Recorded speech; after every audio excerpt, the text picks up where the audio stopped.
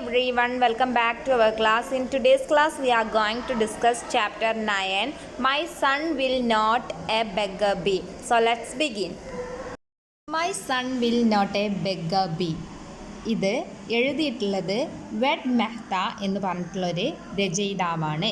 Wed മെഹ്തയുടെ ആത്മകഥാ ആവിഷ്കാരമാണ് my son will not a beggar B.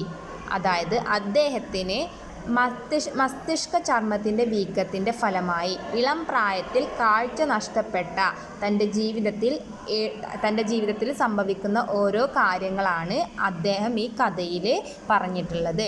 The author States that every girl or boy in the world has sweet memories of his childhood. Author പറയുന്നത് ഒരു ബോയ്ക്കോ ഒരു ഗേളിനോ അവരുടെ ചൈൽഡ്ഹുഡിൽ ചെറുപ്പകാലത്ത് ഒരുപാട് നല്ല നല്ല ഓർമ്മകൾ ഉണ്ടായിരിക്കും. The child recognizes his or her parents' face and those of servant. ഒരു ചൈൽഡിന് ഒരു കുട്ടിക്ക് മനസ്സിലാക്കാൻ കഴിയും അവളുടെ പാരൻ്റ് ആരാണ് അവളുടെ സെർവൻ്റ് ആരാണെന്നുള്ളത് മനസ്സിലാക്കാൻ കഴിയും. But in the case of author, പക്ഷേ ഓതറിൻ്റെ കാര്യത്തിൽ these things were denied to him because he was blind when he was three and half. അതായത് ഓതറിൻ്റെ കാര്യത്തിൽ ഇങ്ങനെയൊന്നും മനസ്സിലാക്കാൻ കഴിഞ്ഞില്ല. കാരണം എന്താണ്, അദ്ദേഹത്തിന് 3.5 വയസ്സിൽ അദ്ദേഹത്തിൻ്റെ കണ്ണ് നഷ്ടപ്പെട്ടു. The author did not have the sweet memories of sight. കാഴ്ചയുടെ കാര്യത്തിൽ അദ്ദേഹത്തിന് ഒരു സ്വീറ്റ് മെമ്മറീസും ഉണ്ടായിരുന്നില്ല. He started living in the world which had no sunshine, no rainbow, no sunset, no full moon. അദ്ദേഹം ജീവിച്ചിരുന്ന ജീവിതത്തിൽ അദ്ദേഹത്തിന് സൺഷൈൻ കാണാൻ കഴിഞ്ഞിട്ടില്ല, റെയിൻബോ കാണാൻ കഴിഞ്ഞിട്ടില്ല, സൺസെറ്റ് കാണാൻ കഴിഞ്ഞിട്ടില്ല, മൂണിനൊന്നും കാണാൻ കഴിഞ്ഞിട്ടില്ല.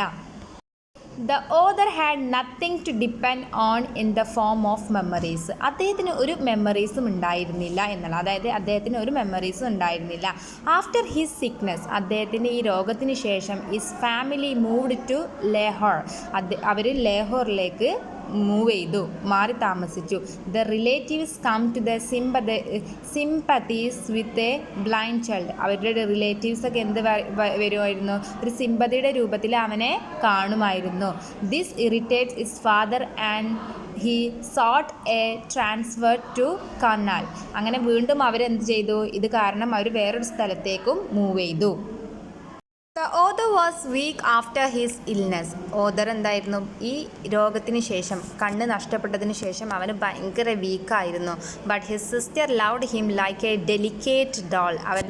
അവൻ്റെ സിസ്റ്റർ അവനെ ഒരു പാവയെപ്പോലെയായിരുന്നു ട്രീറ്റ് ചെയ്തിരുന്നത്, അത്രക്കും ഇഷ്ടപ്പെട്ടിരുന്നു. His father was a doctor in the government public health service department. അവൻ്റെ ഫാദർ ഒരു ഗവൺമെൻറ് ഹോസ്പിറ്റലിൽ എന്തായിരുന്നു, ഒരു ഡോക്ടറായിരുന്നു. For the first time after his blindness the author had A stage in complete inaction. അവൻ ചെയ്യുന്ന, അതായത് അവനക്ക് കണ്ണ് നഷ്ടപ്പെട്ട ഉടനെ അവൻ ചെയ്യുന്ന കാര്യങ്ങളൊക്കെ എന്തായിരുന്നു, ഭയങ്കരമായിട്ടും നേരെ മറിച്ചിട്ടായിരുന്നു അവനൊക്കെ ചെയ്തിട്ടുണ്ടായിരുന്നത്. This was due to shock of illness and due to the ignorance of potentialities of blind child. അവനക്കെല്ലാം നഷ്ടപ്പെട്ടു, അവൻ്റെ ശക്തിയും അവനെ എല്ലാവരും ഇഗ്നോർ ചെയ്യുന്ന പോലെയൊക്കെ അവനക്ക് എന്താണ് ഫീൽ ചെയ്തു തുടങ്ങി. Because the blind person in those days were beggar only.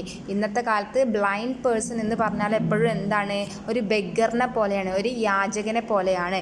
However, the author mother could not convince herself that the author's eyesight won't never return. എന്നാൽ അവൻ്റെ അമ്മ വളരെ വ്യത്യസ്തമായിട്ടാണ് അദ്ദേഹത്തിൻ്റെ കാഴ്ച തിരിച്ചു കിട്ടാൻ ശ്രമിച്ചത്. അമ്മ വളരെ വലിയ വിശ്വാസിയായിരുന്നു. മകൻ്റെ കാഴ്ച തിരിച്ചു കിട്ടാൻ അമ്മ യാഗങ്ങളും ഹോമങ്ങളും ഒക്കെ ചെയ്തിട്ടുണ്ടായിരുന്നു. She called in the family pundit and consulted him about the author's blindness. അതായത് അമ്മ എന്ത് ചെയ്തിട്ടുണ്ടായിരുന്നു, മകൻ്റെ കാഴ്ചശക്തി തിരിച്ചു കിട്ടാൻ വേണ്ടിയിട്ട് നന്നായി പരിശ്രമിച്ചിട്ടുണ്ടായിരുന്നു. എന്താ പറഞ്ഞിട്ടുണ്ടായിരുന്നത്, മകൻ്റെ കാഴ്ചശക്തി തിരിച്ചു കിട്ടാൻ വേണ്ടിയിട്ട് അമ്മ യാഗങ്ങളും അതുപോലെ ഹോമങ്ങളും ഒക്കെ ചെയ്തിരുന്നു. പിതാവിന് അതിനോടൊന്നും യോജിപ്പുണ്ടായിരുന്നില്ല. പക്ഷേ അതിനൊന്നും അവൻ്റെ കാഴ്ച തിരിച്ചു കൊണ്ടുവരാൻ സാധിച്ചില്ല. പിതാവ് തനിക്കറിയാവുന്ന പുസ്തകങ്ങളും മറ്റും വായിച്ച് കാഴ്ചയില്ലാത്ത കുട്ടികളെക്കുറിച്ച് പഠിച്ചതിന് ശേഷം തൻ്റെ മകനെ തുടർ വിദ്യാഭ്യാസത്തിനായി അയക്കുവാൻ തീരുമാനിക്കുകയാണ്. വിവിധ വിദ്യാഭ്യാസ സ്ഥാപനങ്ങളിൽ അപേക്ഷ അയച്ചുവെങ്കിലും അവരെല്ലാം കാഴ്ച കാഴ്ചശക്തി ഇല്ല എന്നൊരു പ്രശ്നം കണക്കാക്കിയിട്ട് അവനൊരു സീറ്റും കൊടുത്തില്ല. ഒടുവിൽ കാഴ്ചയില്ലാത്ത കുട്ടികൾക്കായി നടത്തുന്ന ഡാഡർ സ്കൂളിനെ കുറിച്ച് അറിയാൻ ഇടയായി. തൻ്റെ മകനെ ആ സ്കൂളിലേക്ക് പറഞ്ഞയക്കുവാൻ അദ്ദേഹം വളരെയധികം ആഗ്രഹിച്ചു. അങ്ങനെ അവിടെയുള്ള ഒരു HMന് ഹെഡ് മാസ്റ്ററിന് കത്തെഴുതി തൻ്റെ മകനെക്കുറിച്ചും അവൻ്റെ വൈകല്യത്തെക്കുറിച്ചും പറഞ്ഞു. തൻ്റെ മകന് സുരക്ഷിതത്വം മാത്രമല്ല പ്രത്യേക പരിചരണവും നൽകണമെന്ന് അധ്യാപകരോട് അറിയിച്ചു.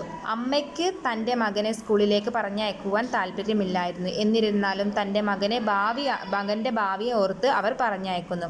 ഈ കഥയിൽ ഒരു പിതാവിൻ്റെ ശക്തമായ പ്രവർത്തനങ്ങളാണ് വിവരിക്കുന്നത്. തൻ്റെ മകൻ്റെ കാഴ്ച നഷ്ടപ്പെട്ടതുകൊണ്ട് എല്ലാവരും പറയുന്നത് പോലെ തൻ്റെ മകൻ ഒരു ഭിക്ഷാടകനായി തീരുവാൻ ആ പിതാവ് ആഗ്രഹിച്ചിരുന്നില്ല. അദ്ദേഹത്തിൻ്റെ പരിശ്രമ ഫലമായി ജീവിതത്തിൽ മറ്റെന്തെങ്കിലും തീരുമാനമായി മകൻ ഉത്തമനായ ഒരു മനുഷ്യനായി തീരുമെന്നാണ് ഈ കഥയിൽ പറയുന്നത് കേട്ടോ. That's all about this chapter. I hope you had a great learning experience from today's class. Thank U.